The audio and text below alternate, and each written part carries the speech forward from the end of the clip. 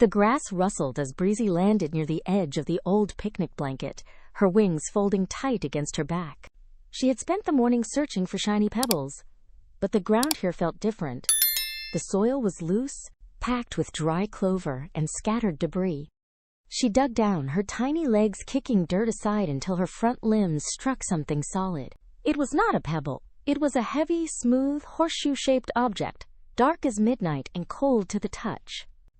Breezy gripped the edge of the stone, bracing her feet against the soft earth. She heaved upward, straining until her muscles ached, but the object did not budge. She shifted her hold to the left, trying to find a weak point in its grip on the soil, and pushed with every ounce of her strength. The stone remained rooted, absolute and unyielding. She let go, panting, and wiped dust from her face. It was as if the earth itself had grown around the object, locking it in place. Breezy circled the rock, tapping its surface with her knuckles. It felt dense, heavier than any stone she had ever encountered in the meadow. A strange, quiet weight hung in the air around the spot, a stillness that made her hesitate before reaching out again. A rhythmic scratching sound drew Breezy's attention away from the rock. Shellock crawled into the clearing, his eyes focused on the path ahead. He held a tiny metal key tightly in his hand, his movement steady and slow. As he passed within a few inches of the horseshoe-shaped stone, the air seemed to snap. The key was ripped from his grip with a sharp clang, the force so sudden it spun him off balance. The metal locked onto the dark surface of the stone with a violent finality.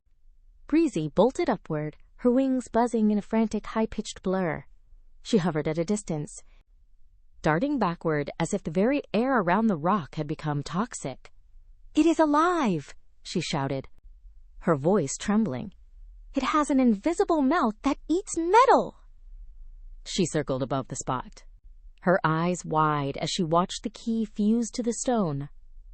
"Get away from it, Shellock! If you stay there, it will swallow your entire shell next!" She dove and banked, trying to lure him back, convinced the stone was reaching out to claim more prey. The silence of the clearing had shattered, replaced by the chaotic thrum of her wings and the panicked rhythm of her warnings. Shellock did not retreat.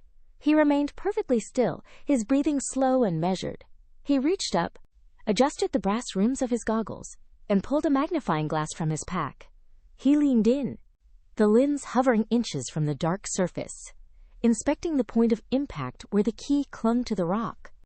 Breezy hovered nearby, her wings slowing their frantic beat as she watched him. "It is not alive," Shellock stated, his voice calm and steady. "And it is not magic, it is a tool, Breezy, a tool with a hidden ability." He turned to her, his expression serious. "We need to test it." Breezy landed on a blade of grass, still wary but curious.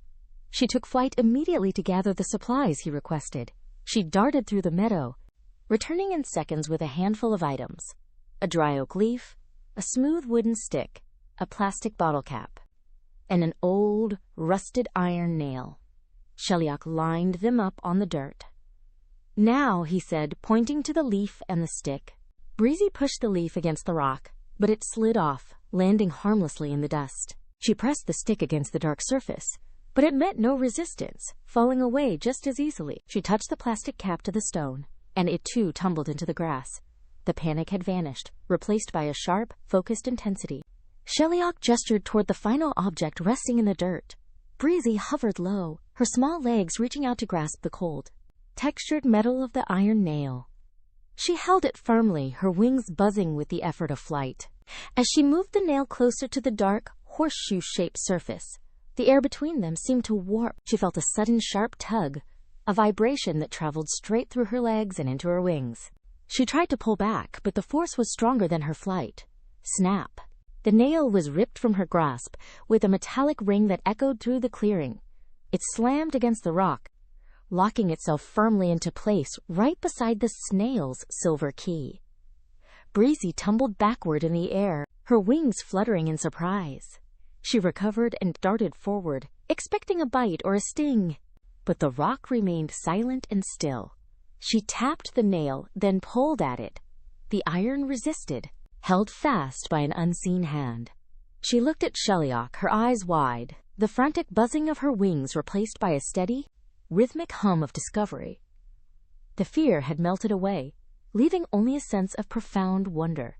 She reached out and touched the stone, feeling nothing but a cool, smooth surface, yet knowing now that something powerful and invisible lived within it. Breezy gripped the head of the iron nail, bracing her wings to pull. She yanked backward, feeling the stubborn, invisible elastic of the magnet, resisting her every move. She strained, her wings vibrating with the tension of the tug-of-war, until with a sudden pop, the nail broke free. She laughed, a bright, buzzing sound that filled the quiet afternoon. Shellock watched her, a satisfied smile spreading across his face. He gestured to the vast world beyond the picnic spot. "It is everywhere, Breezy," he explained. From the massive cranes in the scrapyard that lift entire cars, to the small, simple clips holding notes on your kitchen refrigerator.